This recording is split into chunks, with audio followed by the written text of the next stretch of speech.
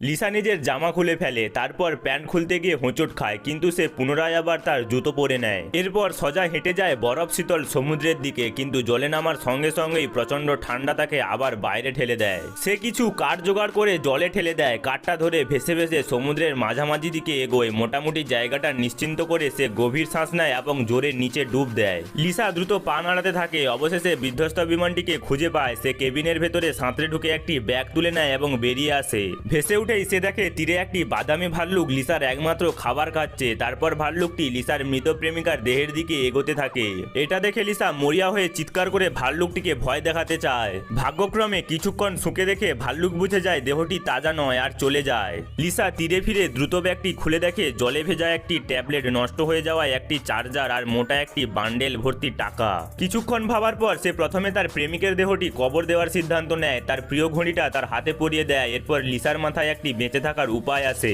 সে নিজের চশমা ব্যবহার করে টাকার ওপর সূর্যের আলো কেন্দ্রভূত করে দ্রুত ধোঁয়া উঠতে শুরু করে। সে আরো নোট দিয়ে ঢেকে দেয় আর অল্প সময়ের মধ্যে আগুন জ্বলে ওঠে। লিসা আনন্দে ভরে যায়। সে আগুনের পাশে শুয়ে শরীর গরম করে। পরের সকালে সে সমুদ্রের ধারে গিয়ে একটি বোতলে সমুদ্রের জল ভরে। ঠিক যখন সে জল পান করতে যাচ্ছিল তখন তার মাথায় আসে জলে থাকতে পারে পশুর মলমূত্র আর ব্যাকটেরিয়া। তাই সে একটি ধাতব টুকরো খুঁজে নিয়ে পাথর দিয়ে পিটিয়ে সেটাকে বাটির আকারে বানায়।